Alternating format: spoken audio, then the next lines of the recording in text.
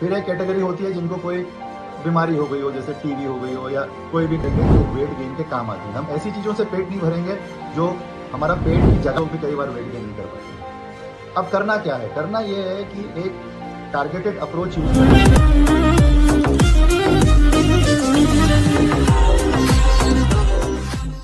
अगर आप दुबले हैं, आपको चेहरा लगता है कि बहुत मुरझाया हुआ रहता है या बहुत गाल पिचके हुए हैं, बहुत कमजोर दिखते हैं और कमजोर फील करते हैं, तो आप अंडरवेट श्रेणी में आते हैं। अंडरवेट का मतलब होता है कि अपने अनुमानित वेट से कम वजन होना।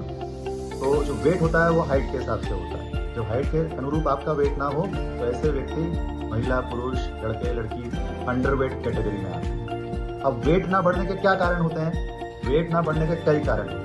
सबसे पहली कैटेगरी में वो लोग आते हैं जो बहुत अच्छी खुराक लेते हैं, जिनकी डाइट बहुत अच्छी रहती है, खाने पीने में कोई कसर नहीं है। और कई बार वो हेल्दी लोगों को देखते हैं, स्वस्थ लोगों को, अपने मित्रों को, और सोचते हैं हम तो इनसे भी ज्यादा खाते हैं, फिर हम इतने दुबले पतले क्यों?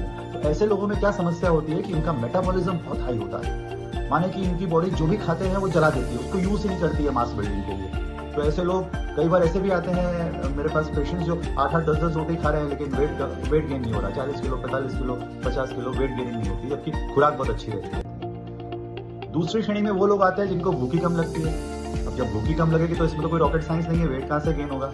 बॉडी बिल्ड हो ही नहीं सकती, बॉडी अपना मास लेगी ही नहीं, क्योंकि उसको खुराक ही नहीं मिल रही है प्रॉपर। तीसरी कैटेगरी होती है टाइप 1 डायबिटिक्स होते हैं। वो लोग कई बार अंडरवेट होते हैं डायबिटीज के कारण। कई बार थायराइड की समस्या होती है, हाइपरथायराइडिज्म, जिसमें थायराइड एक्टिव होता है।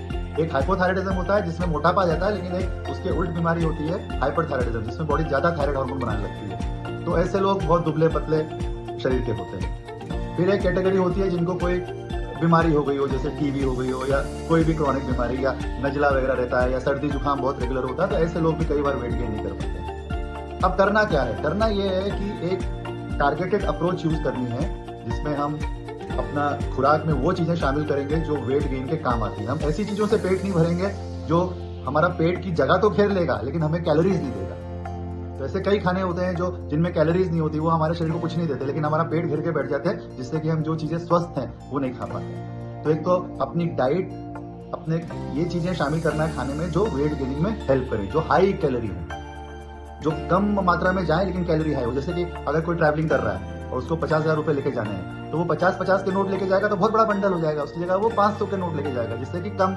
बंडल में काम हो जाए। उसी तरह दुबले लोगों को ऐसे खाने खाने होते हैं जिनमें कैलोरी हाई हो, जिससे कि कम खाने में उन्हें हाइट वो मिल जाए, उनका पेट पूरा घिरे ना, पूरा जगह ना घिरे पेट की। सेकेंड है कुछ सप्लीमेंट्स हम यूज कर सकते हैं, डाइजेस्टिव एंजाइम्स यूज कर सकते हैं, मल्टीविटामिन यूज कर सकते हैं। अगर प्रोटीन डाइट में डिफिशिएंट है तो थोड़ा बहुत प्रोटीन बाहर से भी दे सकते हैं। ये सब स्ट्रेटेजीज यूज करके हम वेट गेन करवा सकते हैं। तो अगर आप किसी भी तरह की वजन की समस्या से जूझ रहे हो या आपको लग रहा है कि वेट गेन नहीं हो रहा है, भले वो अच्छी खुराक खाने के बाद हो, भले वो भूख ना लग रही हो, भले वो किसी बीमारी से हो, तो आप जरूर संपर्क करें। और ये महिला पुरुष, लड़के लड़की और बच्चे भी जो होते हैं, उनमें भी ये समाधान किया जा सकता है।